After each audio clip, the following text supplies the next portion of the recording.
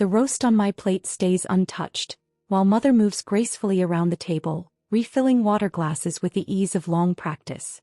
Sunday dinner at the Phillips home unfolds in its familiar rhythm, crystal goblets shimmering beneath the chandelier, heirloom china glowing against the heavy wooden table that has borne decades of quiet resentments, carefully disguised as family harmony. Father glances at his watch. Naomi should have arrived by now. You know your sister, mother replies, her gaze shifting toward me, always on her own clock. I nod silently, not trusting myself to speak. Since my promotion, I've attended every Sunday meal, hoping, perhaps foolishly, that my parents might finally acknowledge me, without measuring me against their golden youngest daughter. The front door bursts open, heels clicking against polished wood. Naomi sweeps inside, flushed and laughing, her very presence radiating the kind of confidence born of never facing consequences. Sorry I'm late. She tosses her purse carelessly onto the sideboard, nearly shattering mother's prized crystal bowl. My stomach knots when I notice the key ring dangling from her hand, cobalt leather tag swinging in the light. My keys. To my car. Father's face brightens. Did the interview go well? Look like it. Naomi drops into her chair with ease. The manager said my credentials were impressive. Naturally, mother answers, piling her plate generously. We're just relieved you had dependable transportation. The room seems to tilt. I lay my fork down carefully, the silver making a faint clink against porcelain. Did you take my car without asking? My voice comes out steady, measured, each syllable deliberate. Naomi rolls her eyes, twirling the keys before setting them beside her glass. Oh please, it's not like you even use it most days. That's not an answer. Father's tone sharpens. Family looks out for each other, Addison. Naomi needed to make a good impression today. My mind flicks back to this morning, reaching for my spare keys on the hook, finding the peg empty. I thought I'd misplaced them, never suspecting someone had simply taken them. You could have asked, I reply. Mother's smile tightens at the edges. Honestly, darling, it's not as if you needed it. Her dismissal cuts. But beneath the sting rises something deeper, a smoldering fury I rarely let myself feel. Months ago I stood in a boardroom, my best charcoal suit pressed, presenting the result of 18 months of work. 8 men in identical suits studied me, doubt slowly shifting to respect as I guided them through the proposal. When the final signature hit, $3.5 million, I knew exactly what my commission would buy. The dealer called it midnight blue, though under certain light it appeared nearly black, with leather seats that smelled like new beginnings. The salesman blinked when I placed the down payment without hesitation, without a husband or father beside me for approval. The first thing I ever owned, brand new, not discounted or handed down. I told Linda that night, over celebratory drinks, flashing photos of my sedan. I earned every inch of it. Now Naomi files her nails, oblivious to what she's taken. Not merely a car, but the proof that I had stepped free of family shadows at last. By the way, she says casually, cutting into her meat, could I take it again next weekend? There's this networking event in Boulder and... Oh. The word escapes before I soften it.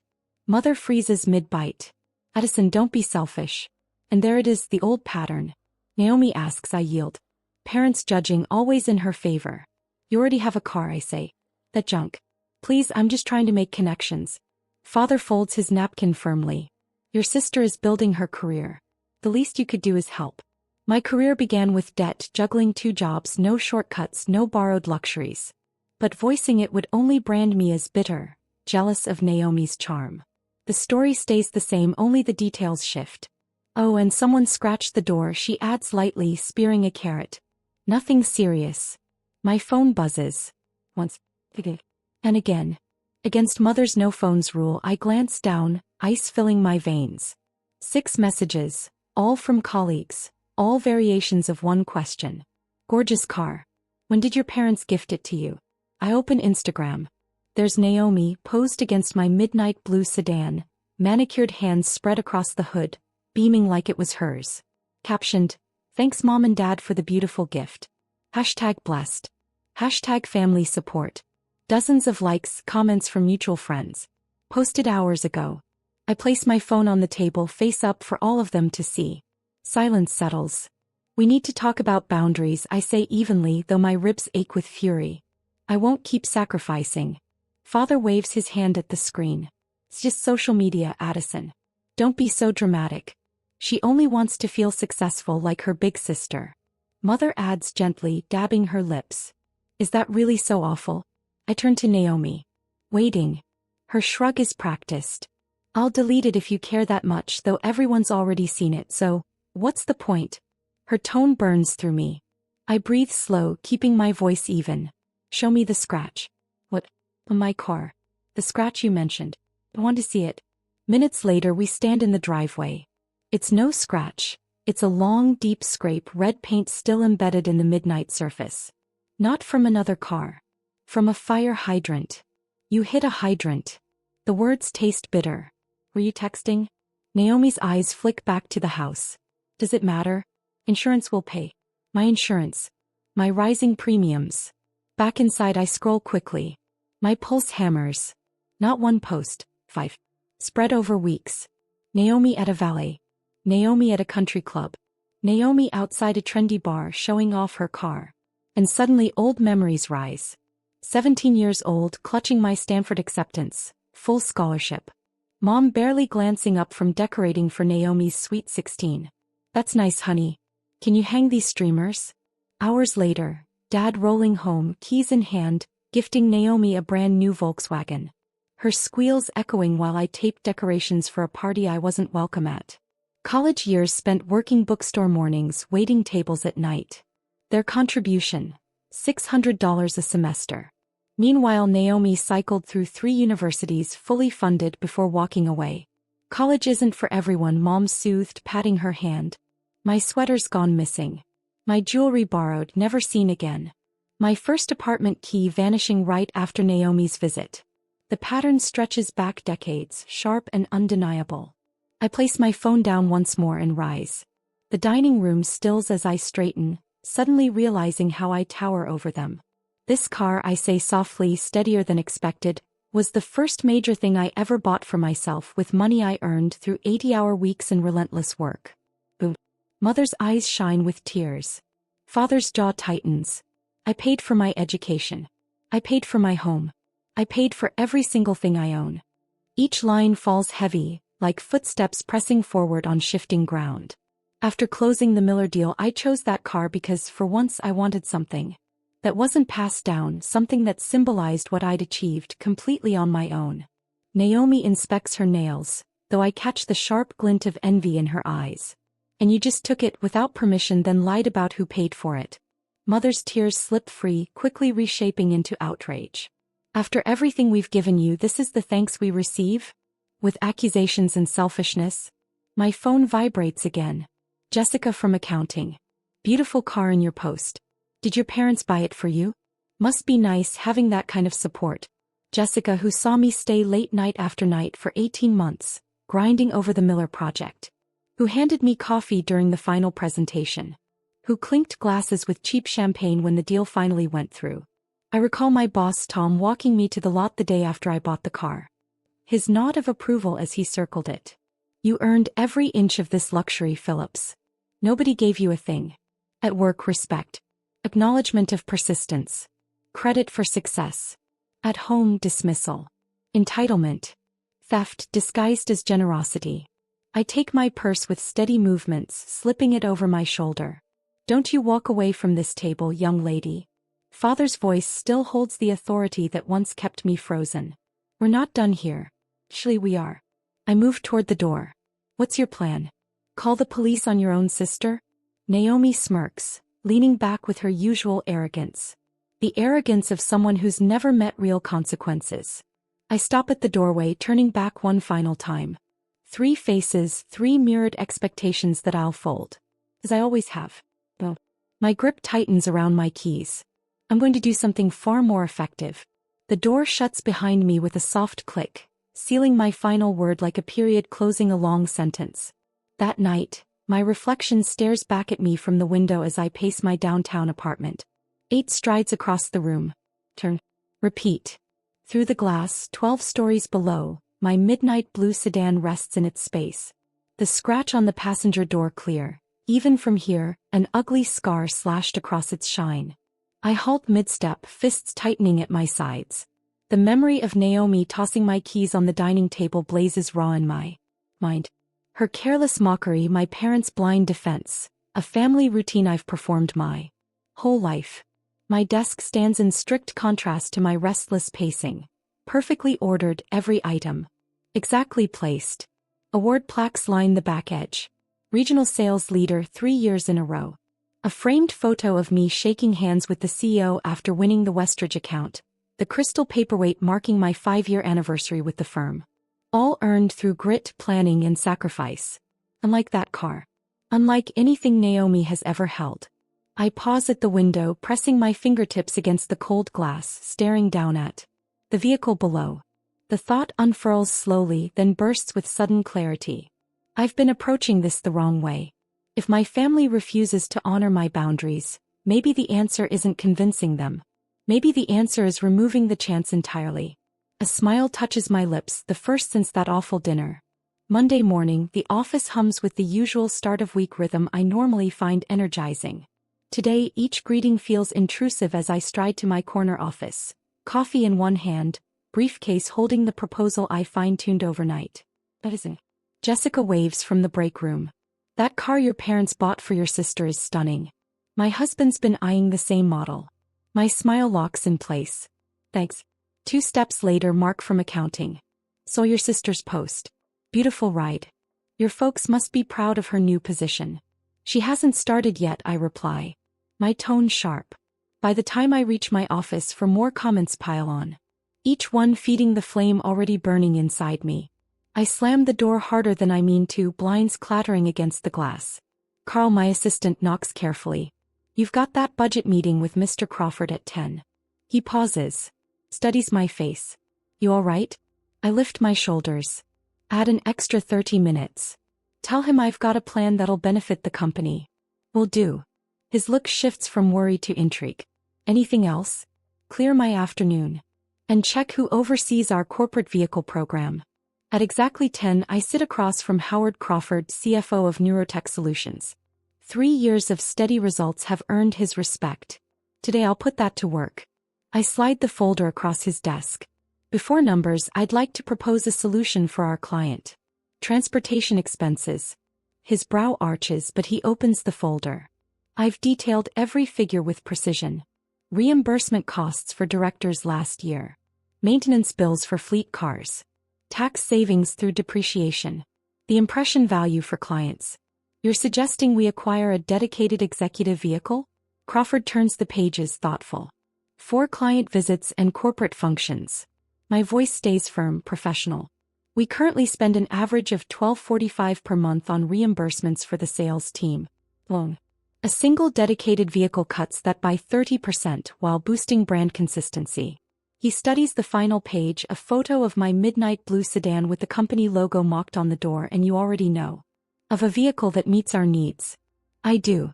I meet his eyes head-on. Crawford leans back, a faint grin forming. I wondered when you'd make a move like this, Phillips. Sir, you've always been calculating. This. He taps the folder. This saves us money long-term. Clever. Very clever. 2 hours later, I leave the legal department with the first round of papers in hand. By week's end, my car will be company property.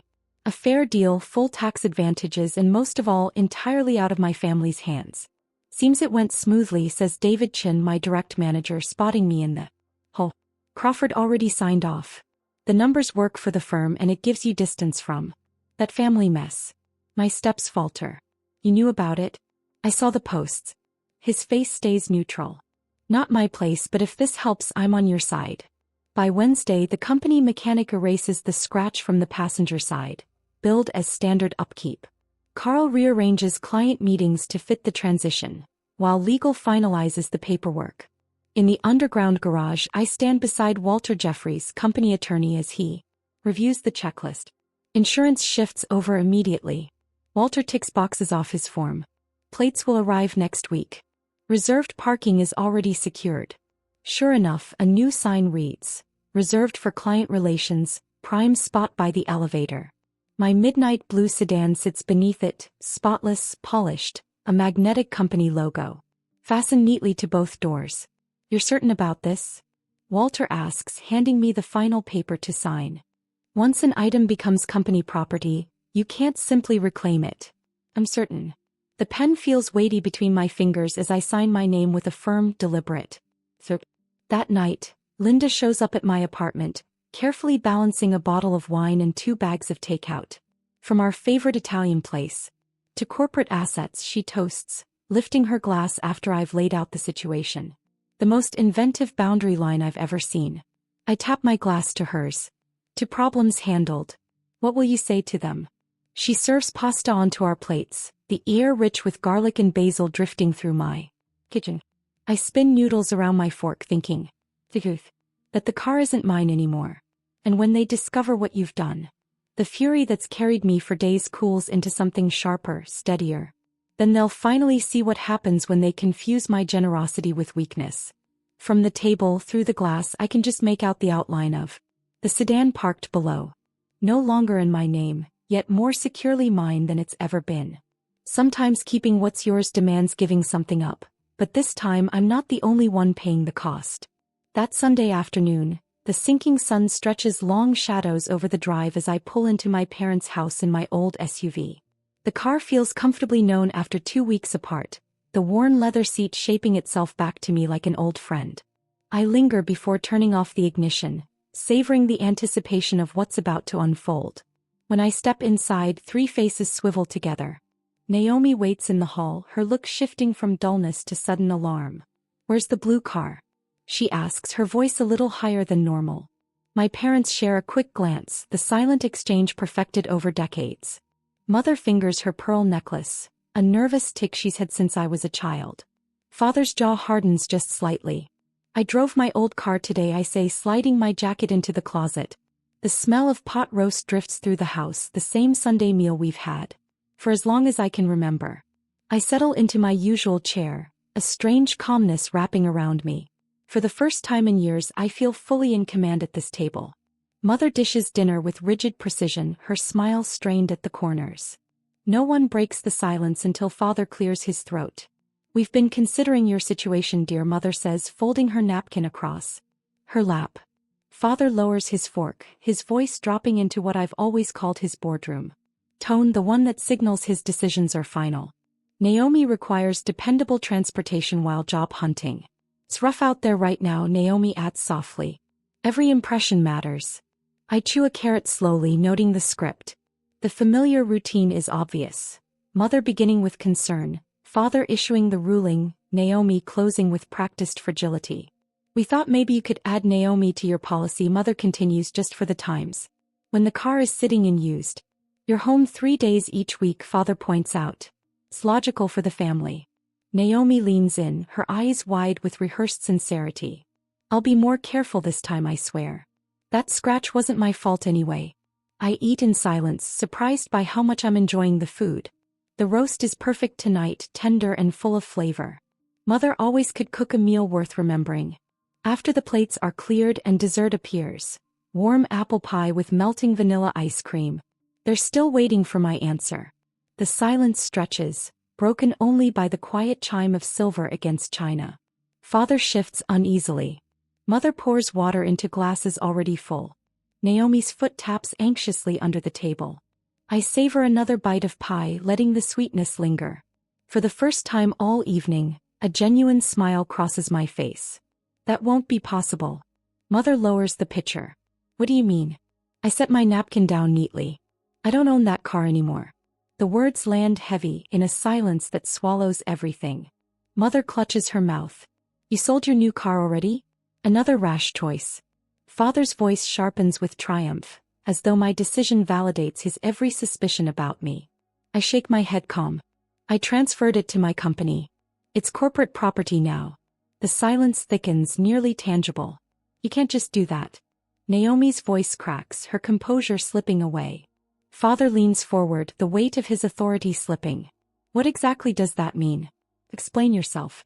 Mother's eyes brim with tears, her oldest weapon, one that used to spark guilt without fail. "We only wanted to help the family." I draw a folder from my purse and place it squarely on the table. "It means the car is owned by Philips Technology Solutions now. I use it strictly for client visits and professional needs." I open the folder, showing the stamped paperwork, signed and sealed. It's finalized. Naomi grabs the pages, scanning quickly, disbelief widening her eyes. This isn't fair. You did this deliberately. Yes, I admit feeling unexpectedly light. I did. Can they just keep your car? Mother asks, looking from father back to me. No one took it. I offered the arrangement. I gently slide the pages back from Naomi's hands. The company handles the insurance, the upkeep, even the repair of that scratch. In exchange, I use it only for work. Father's face reddens. You've always been difficult, but this is beyond. Beyond what? I answer quietly. Beyond guarding something I've earned? Beyond making sure it's valued? The silence now feels unlike any we've shared before.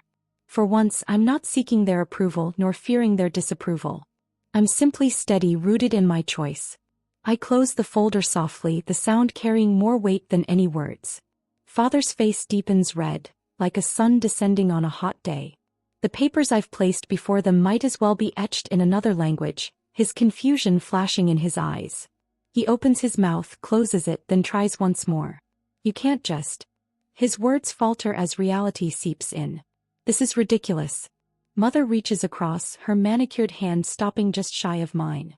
Addison, after all we gave up for you, your father worked endless overtime. Just to send you to college.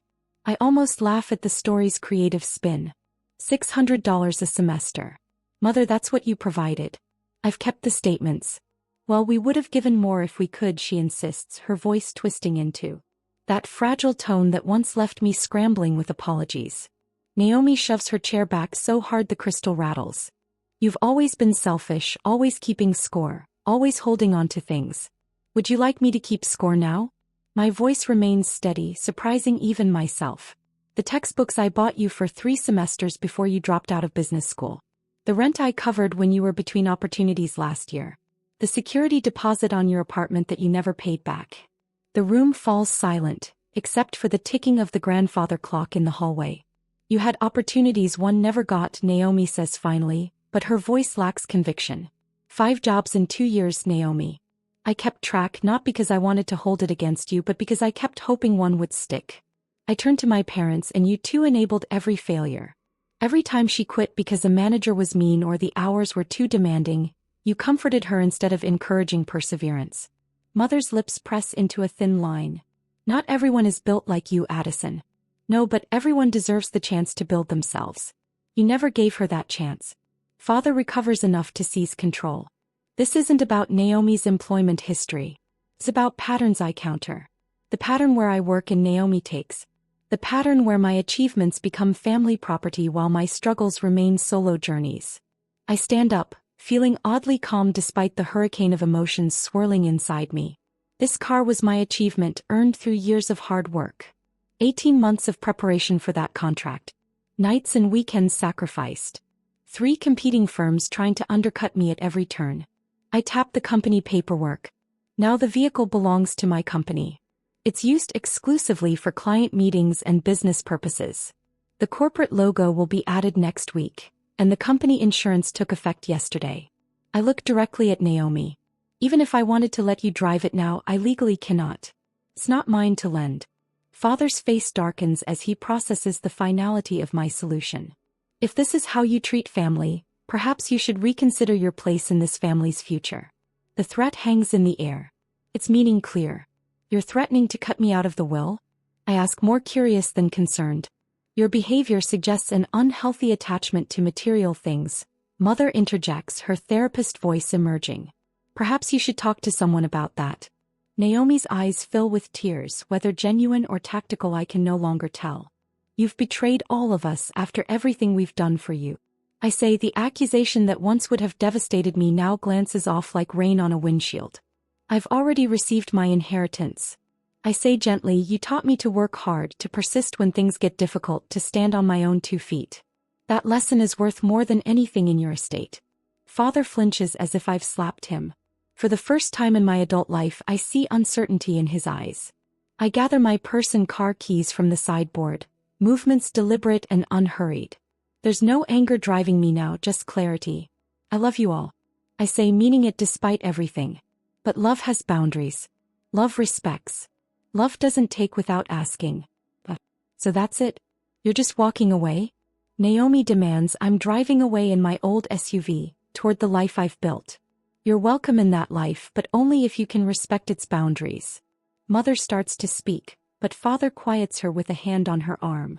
Something in his expression has shifted, though I'm not naive enough to mistake it for understanding. Love doesn't take, it respects. I say it one more time, the words filling the room. Then I walk out the front door, the weight of expectation falling away with each step. The engine of my practical paid-off SUV turns over with a familiar rumble. As I pull away from the curb, I catch a glimpse of them watching from the window, 3 figures frozen in tableau, suddenly uncertain of the script. For the first time in 32 years, I'm writing my own. Morning sun catches the edge of my new executive vice president nameplate as I arrange the framed photo on my desk. 6 months since that Sunday dinner, and the world has rearranged itself around the word no, I finally learned to say.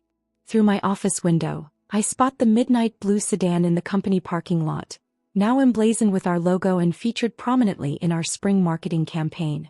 The scratch has long since vanished, erased like old habits. Still admiring your handiwork? My assistant pokes her head in, gesturing toward the bulletin board where my promotion announcement hangs. The quarterly reports are ready whenever you are.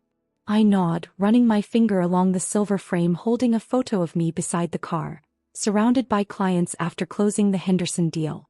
Just thinking about distance traveled.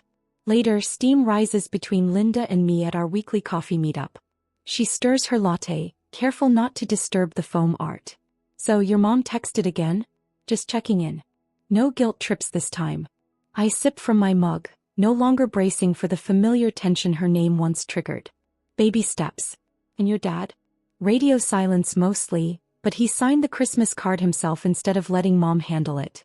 Progress, I guess. Linda squeezes my hand. Small victories. Jenna told me Naomi finally stuck with a job past the 90-day mark. The words emerge without their usual bitter aftertaste. Some texts start up downtown.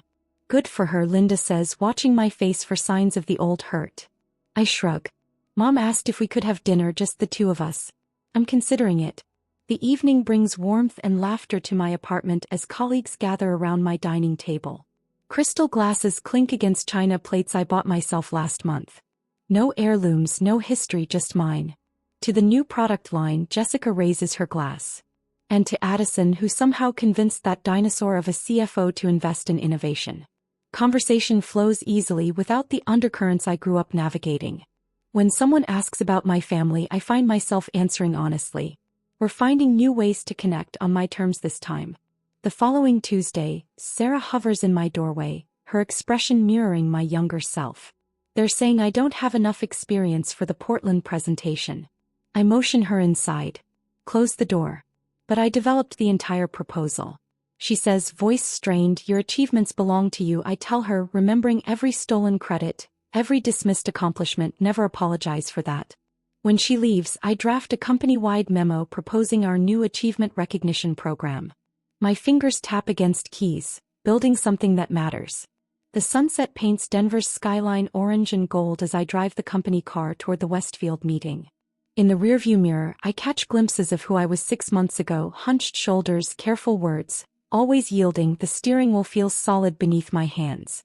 The leather seats still smell faintly new, despite countless client meetings and company functions. The passenger door gleams flawlessly in the fading light. I slow at a red light, watching pedestrians cross. A woman about my age, laughing into her phone, an older man with a briefcase, 2 teenagers sharing earbuds, all of them unaware how something breaks in men's at once.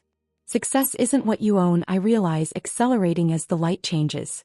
It's owning your boundaries. Some prices are too high even for family, but some lessons are worth every penny.